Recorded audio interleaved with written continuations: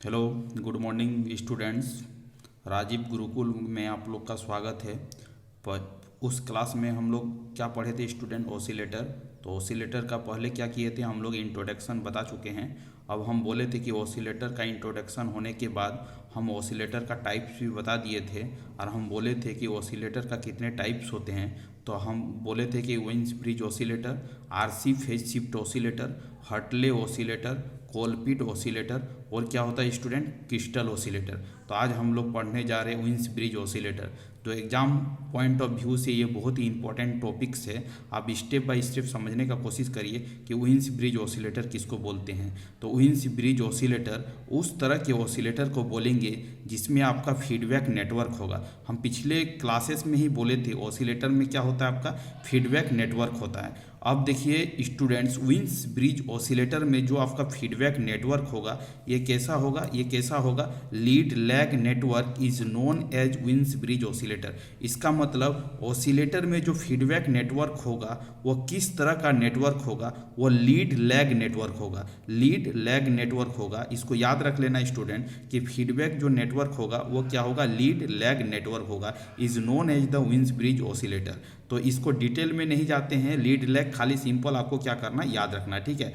अब देखो, आपको बताए थे कि वेन्स ब्रिज जो ऑसिलेटर होता है वो कैसा फ्रीक्वेंसी को जनरेट करता है। वो फ्रीक्वेंसी क्या होगा स्टूडेंट? लो फ्रीक्वेंसी होगा। कैसा फ्रीक्वेंसी होगा? लो फ्रीक्वेंसी होगा स्टूडेंट। कैसा फ्रीक्वेंसी होगा? लो फ्रीक्वेंसी होगा, ठीक है। तो आपको याद रखना है कि वेन्स ब्रिज ऑसिलेटर जो होगा वो फ्रीक्वेंसी को जो जनरेट करेगा वो फ्रीक्वेंसी कैसा होगा? लो होगा। उसका रेंज कितना होगा? 10 हर्ट्ज से लेके क्या होगा? 1 मेगा हर्ट्ज तक होगा। कितना होगा? 10 हर्ट्ज से लेके 1 मेगा हर्ट्ज तक होगा। ये किस तरह के फ्रीक्वेंसी को जनरेट करेगा? तो हम लिखेंगे कि ये ऑडियो फ्रीक्वेंसी को क्या करेगा स्टूडेंट? जनरेट करेगा। कैसा फ्रीक्वेंसी को जनरेट करेगा? ऑडियो फ्रीक्वेंसी को क्या करेगा? जनरेट करेगा, ठीक है। हम ऑसिलेटर का डिजाइनिंग करेंगे एम्पलीफायर के थ्रू, ऑपरेशनल एम्पलीफायर के थ्रू। तो इसमें जो ऑपरेशनल एम्पलीफायर का यूज होगा वो कैसा होगा आपका student? Non inverting operational amplifier used. मतलब इसमें नॉन इन्वर्टिंग ऑपरेशनल एम्पलीफायर का क्या करेंगे? यूज करेंगे। और उससे हम लोग क्या करेंगे? हम लोग वेन्स ब्रिज ऑसिलेटर सर्किट को क्या करेंगे? डिजाइनिंग करेंगे, ठीक है। तो आपको बोलना है कि इसमें जो आपका होगा ऑपरेशनल एम्पलीफायर यूज होगा वो non inverting operational amplifier use होगा, ठीक है। द फीडबैक नेटवर्क, यहाँ पर जो फीडबैक नेटवर्क होगा स्टूडेंट वो does not produce any phase shift. यहाँ पर कोई भी क्या होगा? फेज शिफ्ट नहीं होगा, ठीक है। तो यहाँ पर जो फीडबैक नेटवर्क होगा उसका कोई फेज शिफ्ट नहीं होगा, ठीक है। यहाँ पर जो 2 stage common emitter amplifier used, मतलब जो करेंगे वो कितना फेज शिफ्ट करवाएगा? 0 डिग्री और 360 डिग्री फेज शिफ्ट करवाएगा। तो हमसे पूछा जाएगा कि वेन्स ब्रिज ऑसिलेटर में कितने डिग्री का फेज शिफ्ट होगा? तो आपको बोलना है 0 डिग्री या तो 360 डिग्री का क्या होगा? फेज शिफ्ट होगा। उसके बाद आपसे पूछेगा कि वेन्स ब्रिज ऑसिलेटर में किस तरह का फीडबैक का यूज करते हैं। तो आपको बोलना है कि वेन्स ब्रिज एकमात्र ऐसा ब्रिज है जिसमें हम लोग पॉजिटिव फीडबैक और निगेटिव फीडबैक दोनों का यूज कर सकते हैं। बाद बाकी जितने भी ऑसिलेटर होंगे सभी में क्या होगा? पॉजिटिव फीडबैक का यूज होगा। बट एकमात्र वेन्स ब्रिज ऑसिलेटर ऐसा एक ऑसिलेटर है जिसमें पॉजिटिव के साथ साथ हम लोग निगेटिव फीडबैक का भी यूज करके इसका डिजाइनिंग कर सकते हैं। तो एकमात्र ऑसिलेटर वेन्स ब्रिज ऑसिलेटर है जिसमें पॉजिटिव के साथ साथ निगेटिव फीडबैक का भी क्या होता है स्टूडेंट? यूज होता है, ठीक है। अब आपसे पूछेगा कि वेन्स ब्रिज ऑसिलेटर का सर्किट डायग्राम क्या होता है। तो आपको क्या करना है स्टूडेंट? ये आपका क्या है? वेन्स ब्रिज ऑसिलेटर का क्या है? सर्किट डायग्राम है। तो ये वाला जो देखो, ये वाला किस तरह का, ये तो हम बता चुके हैं आप लोग को कि ये क्या होता है? ऑपरेशनल एम्पलीफायर होता है। ऑपरेशनल एम्पलीफायर में ही हम लोग इसको मॉडिफिकेशन करके हम लोग क्या करें? ऑसिलेटर का डिजाइनिंग कर रहे हैं, ठीक है। तो यहाँ पर देखो कि यहाँ पर निगेटिव टर्मिनल में जो पोटेंशियल दे अप्लाई कर रहे हैं वो क्या है? 0 है आपका। और नॉन इन्वर्टिंग टर्मिनल में हम लोग क्या कर रहे हैं? पोटेंशियल अप्लाई कर रहे हैं। इसका मतलब ये कैसा एम्पलीफायर होगा? नॉन इन्वर्टिंग एम्पलीफायर होगा। तो आप इसका डिडक्शन कर सकते हो, बट आपको ये चीज़ याद रखना है कि इसका फ्रीक्वेंसी का फॉर्मूला क्या होगा? F इक्वल टू 1/2πRC होगा। और R2 का जो वैल्यू होगा 2 टाइम्स ऑफ क्या होगा? R1 होगा। A का वैल्यू जो होगा ग्रेटर देन इक्वल टू 3 होगा। और बीटा का वैल्यू क्या होगा? 1/3 होगा। आपको स्टूडेंट पिछले क्लासेस में बोले थे कि किसी भी सर्किट का ऑसिलेशन होने के लिए ए बीटा का मल्टीप्लीकेशन क्या होना चाहिए, 1 होना चाहिए। तो देखो यहाँ पर ए 3 है और बीटा आपका 1/3 है, दोनों को जब दी आपस में मल्टीप्लाई करोगे तो ए बीटा का वैल्यू क्या होगा, 1 होगा। और फेज शिफ्ट भी क्या हो रहा है, 0 डिग्री, या तो कितना हो रहा है 360 डिग्री होना चाहिए। इसका मतलब है ये दो कंडीशन को यदि सेटिस्फाइड करेगा कोई की, तभी जाके क्या होगा, ऑसिलेशन होगा, अदरवाइज वो ऑसिलेशन नहीं होगा। तो ये सर्किट डायग्राम जो है, यहाँ पर जो सर्किट डायग्राम है स्टूडेंट, इस सर्किट डायग्राम को क्या करना है, आपको प्रैक्टिस करना है, 2-4 बार प्रैक्टिस कर लेना है तो आप इस सर्किट डायग्राम को एग्जाम में बना सकते हो। अब रही मुद्दा कि फ्रीक्वेंसी का वैल्यू 1/2 पाई RC हर्ट्ज कैसे होगा, R2 is equal to 2 times of R1 कैसे होगा, तो इसको कैसे डिडक्शन करेंगे। यदि आप डिडक्शन को स्टेप बाय स्टेप समझ लेते हो तो ये बहुत ही इजी डिडक्शन है, ज़्यादा डिफिकल्ट नहीं है, बट इसको स्टेप बाय स्टेप क्या करना है, अप्लाई करना है, अप्रोच करना। यदि स्टेप बाय स्टेप समझ जाओगे तो ये डिडक्शन क्या हो जाएगा, आपके लिए क्या हो जाएगा, इजी हो जाएगा स्टूडेंट। अब देखिए स्टूडेंट, अब ध्यान से समझने का कोशिश करिए। यहाँ पर क्या है, ये फीडबैक नेटवर्क है। अब बोलोगे कि ये जो फीडबैक नेटवर्क है, इसमें फीडबैक नेटवर्क में क्या क्या चीज़ कनेक्टेड है, एक R है, एक C है। यहाँ पर R और C का कनेक्शन कैसा है, पैरेलल है। यहाँ पर R और C का कनेक्शन क्या है, सीरीज में। ठीक है स्टूडेंट, अब देखो यदि पैरेलल कनेक्शन रहेगा तो इसको हम लोग Z1 कंसीडर करें, पूरे सर्किट को, ये वाला सर्किट को क्या कर रहे हैं, Z1 कंसीडर कर रहे हैं। ठीक है, और ये पूरे सर्किट को हम लोग क्या कर रहे हैं, Z2 कंसीडर करें। ठीक है, तो Z1 का वैल्यू हम लोग लिख सकते हैं, क्या लिखेंगे, तो ये कैपेसिटर है, ये रेजिस्टेंस है, कनेक्शन कैसा है, पैरेलल है, तो कैपेसिटर को हम लोग लिख सकते हैं 1/CS लिखेंगे। इसको याद रखोगे कि इसका यदि इंपीडेंस के फॉर्मेट में लिखेंगे तो क्या होगा, 1 क्या होगा, CS होगा। ठीक है, अब ये आपस में दोनों क्या है, पैरेलल कनेक्टेड है, तो पैरेलल का फॉर्मूला लगाएंगे। पैरेलल का फॉर्मूला क्या होता है आपका, 1/CS multiply R dividing by R plus 1/CS होगा। इसको सॉल्व कर लेंगे स्टूडेंट तो आपका वैल्यू हो जाएगा Z1 is equal to R dividing RCS plus क्या हो जाएगा, 1 हो जाएगा। ठीक है, फिर Z2 को निकालेंगे, तो Z2 को कैसे निकालेंगे, देखो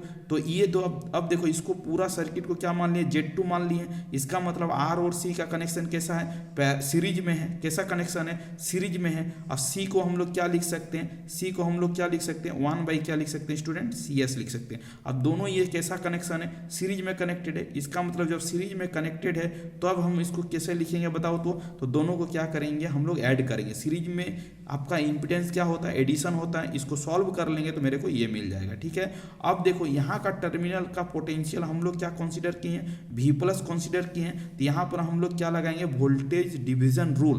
तो ये वाला पूरा सर्किट क्या है, Z1 हो चुका है, ये आपका पूरा Z2 हो चुका है, ये आपका क्या है, V0 है।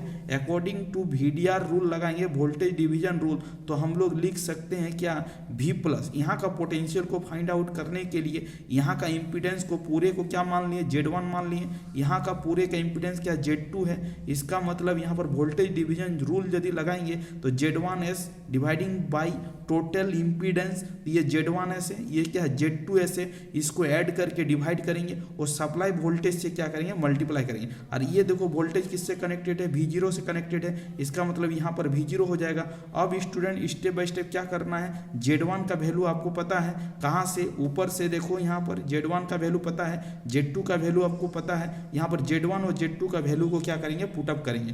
पुट करने के बाद स्टेप बाय स्टेप क्या करेंगे, सॉल्विंग करेंगे। सॉल्विंग करने के बाद आपका V+ का जो वैल्यू आएगा यहाँ पर वो क्या आएगा, RCS dividing by R² C² S² plus 3RCS plus क्या होगा 1 इज इक्वल टू इंटू क्या होगा, V0 होगा। ये आपका V+ हो गया। इसका मतलब यहाँ का पोटेंशियल जो हो गया वो V+ हो गया। V+ हम लोग वैल्यू निकाल चुके हैं। ये किस तरह का एम्पलीफायर है, तो ये आपका क्या है, आपका नॉन इन्वर्टिंग एम्पलीफायर है। तो ये यदि V+ होगा तो यहाँ का टर्मिनल क्या होगा, V+ होगा। अब आप जानते हो कि नॉन इन्वर्टिंग टर्मिनल का जो रिजल्ट होता है V0 इक्वल टू क्या होगा, R2 डिवाइडिंग बाई क्या होगा, R1 प्लस क्या होगा, इंटू क्या होगा, V+ होगा। ठीक है, इंटू क्या होगा, V+ होगा। V+ का वैल्यू आपको यहाँ पर पता है। इस वैल्यू को यहाँ पर पुटअप करेंगे और इस इक्वेशन को क्या करेंगे, सॉल्व करेंगे। अब इक्वेशन को सॉल्व कर रहे हैं तो देखो यहाँ पर V0 है, यहाँ पर क्या V0 है, ये V0 कैंसिल हो जाएगा। इसको हम लोग इधर लाएंगे तो ये हो जाएगा, ये वाला इधर मल्टीप्लाई में इधर जाएगा तो क्या होगा, डिवाइड होगा।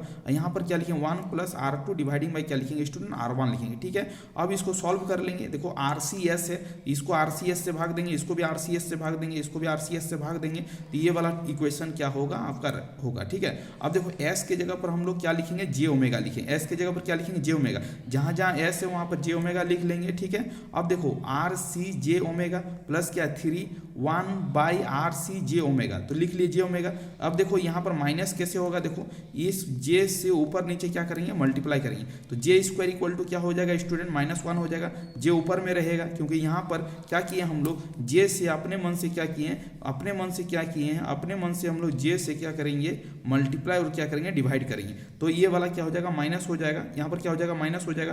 1 + R2 बाई क्या होगा, R1 होगा। ठीक है, अब देखो यहाँ पर जे और जे यहाँ पर है, तो जे को बाहर कर लेंगे, ये वाला इक्वेशन को लिखेंगे, ये 3 है, ये ब्रैकेट में 1 + R2 बाई क्या होगा, R1 होगा। यहाँ पर दो पार्ट है, एक रियल पार्ट है, दूसरा क्या है, इमेजिनरी पार्ट है। तो हम लोग क्या करेंगे, अप्लाइंग द सिमिलर कोफिशिएंट, इसका मतलब यहाँ पर इमेजिनरी पार्ट को इक्वेट करेंगे अलग से, रियल पार्ट को इक्वेट करेंगे अलग से। यहाँ पर इमेजिनरी पार्ट जो है, यहाँ पर इधर राइट हैंड साइड में कोई भी इमेजिनरी पार्ट नहीं है, इसका मतलब ये वाला पार्ट जो होगा वो क्या होगा, 0 होगा। तो RC omega dividing by 1/RC omega equal to क्या हो जाएगा, 0 हो जाएगा। इसको सॉल्व करेंगे तो ओमेगा का वैल्यू हो जाएगा 1/RC हो जाएगा। ठीक है, ओमेगा का वैल्यू जो होता है वो क्या होता है, 2πf होता है। तो यहाँ से f का वैल्यू यदि निकालेंगे स्टूडेंट, 1/2π क्या होगा, RC होगा। तो देखो सबसे ऊपर में क्या लिखे थे, फ्रीक्वेंसी इक्वल टू क्या लिखे हैं, फ्रीक्वेंसी इक्वल टू क्या लिखे, 1/2πRC लिखे हैं। तो ये किस तरह करके प्रूव होके आ रहा है, तो इतना मैथमेटिकल डिडक्शन करोगे तो आपको पता चल जाएगा कि इसका प्रूविंग क्या है, कैसे इसका इक्वेशन, फ्रीक्वेंसी का इक्वेशन कैसे फाइंड आउट हो रहा है। तो इससे हम लोग क्या कर सकते हैं, फ्रीक्वेंसी का इक्वेशन को क्या कर सकते हैं, फाइंड आउट कर सकते हैं। ठीक है, अब देखो R2 = 2 टाइम्स ऑफ R1 कैसे हो रहा है। अब यहाँ पर देखने का कोशिश करो, फ्रीक्वेंसी तो पता चल गया। अब देखो, अब स्टूडेंट देखो कि अब हम लोग इमेज रियल पार्ट को हम लोग क्या करेंगे, इक्वेट करेंगे। 3 इक्वल टू क्या हो जाएगा, 1 + R2 बाई क्या हो जाएगा, R1। इस वैल्यू को यदि हम लोग सॉल्व करेंगे तो यहाँ पर क्या हो जाएगा, R2 by R1 equal to क्या हो जाएगा, 2, और R2 इक्वल टू क्या हो जाएगा, 2 टाइम्स ऑफ क्या हो जाएगा, R1 हो जाएगा। इसका मतलब R2 इक्वल टू क्या हो जाएगा, 2 टाइम्स ऑफ R1 हो जाएगा। तो फ्रीक्वेंसी का भी डिडक्शन आपको फाइंड आउट करके हमने दे दिया। R2 equal to 2 times of R1 क्या होगा, ये कैसे आ रहा है, ये भी कर लिया। तो आप यदि इसका मैथमेटिकल इक्वेशन को स्टेप बाय स्टेप सॉल्विंग करोगे तो आप फ्रीक्वेंसी को भी फाइंड आउट कर सकते हो, और R2 कितना टाइम्स ऑफ R1 होगा, तो R2 क्या होगा, 2 टाइम्स ऑफ क्या होगा, R1 होगा। ये भी आप क्या कर सकते हो, फाइंड आउट कर सकते हो, कोई दिक्कत वाली बात नहीं है। अब रही मुद्दा कि गेन हम लोग कैसे फाइंड आउट करेंगे स्टूडेंट। अब देखो गेन जो होता है, आउटपुट वोल्टेज डिवाइडिंग बाई क्या होगा, जितना सप्लाई है। अब देखो इस ऊपर वाले इक्वेशन को देखो, यहाँ पर देखो, तो V0 dividing by V+ is equal to क्या हो जाएगा, 1 + R2 बाई क्या हो जाएगा, R1 हो जाएगा। R2 इक्वल टू क्या है, 2 टाइम्स ऑफ R1 है, यहाँ पर 2 टाइम्स ऑफ R1 रखेंगे, नीचे में R1 है, ये कैंसिल हो जाएगा, 2 + 1 क्या हो जाएगा, 3 हो जाएगा। तो इसका मतलब ए का भी वैल्यू क्या हो जाएगा, 3 हो जाएगा। ये भी हम लोग क्या करेंगे, फाइंड आउट कर लेंगे इस इक्वेशन से। ठीक है, हमने पिछले क्लासेस में बताया था कि ए बीटा इज इक्वल टू क्या होता है, ए बीटा इज इक्वल टू क्या होता है, 1 होता है। ए का वैल्यू आपका 3 निकल गया, तो बीटा का वैल्यू आप इजीली वे में फाइंड आउट कर सकते हो। बीटा का वैल्यू क्या हो जाएगा स्टूडेंट, 1 क्या हो जाएगा, 3 हो जाएगा। इसका मतलब है कि बीटा का वैल्यू क्या हो जाएगा, 1/3 हो जाएगा। इस तरह करके हम लोग क्या कर सकते हैं, क्वींस ब्रिज ऑसिलेटर के बारे में हम लोग डिटेल मैथमेटिकल डिराइव कर सकते हैं, कर सकते हैं, और स्टेप बाय स्टेप हम लोग क्या करेंगे, अप्रोच लेंगे। तो सबसे पहले हम लोग क्या देखें, क्वींस ब्रिज ऑसिलेटर किसको बोलेंगे, तो ये भी समझे। उसके बाद स्टूडेंट क्या देखे, उसका सर्किट डायग्राम देखे, उसके बाद उसका मैथमेटिकल डिडक्शन देखे। आप स्टेप बाय स्टेप करने का कोशिश करिए। यदि आपका एग्जाम में यदि आए तो इतने सारे चीज़ों को आपको क्या करना है, लिखना है। तो यदि आप इतना चीज़ यदि लिख डालोगे तो आपका एक भी नंबर डिडक्शन नहीं होगा। जितना इन्फॉर्मेशन क्वींस ब्रिज ऑसिलेटर में देना था हम सब कुछ दे चुके हैं। ये आप स्टडी करिए, 1-2 बार रिवीजन करिए और देखिए। और यदि कोई प्रॉब्लम हो तो क्या करना है, कमेंट सेक्शन में बताना है, और चैनल को क्या करना है, ज़्यादा से ज़्यादा लाइक करना है, और सब्सक्राइब भी करना है, और शेयर भी करना है। थैंक यू स्टूडेंट, जिससे हमें क्या हो, मोटिवेशन मिले और हम न्यू वीडियो लाने में मतलब और मोटिवेशन हो, और ज़्यादा तरह से हम न्यू वीडियो लाएं। और इसके साथ हम स्टूडेंट क्या करते हैं, अब यहाँ पर रखते हैं। Thank you students.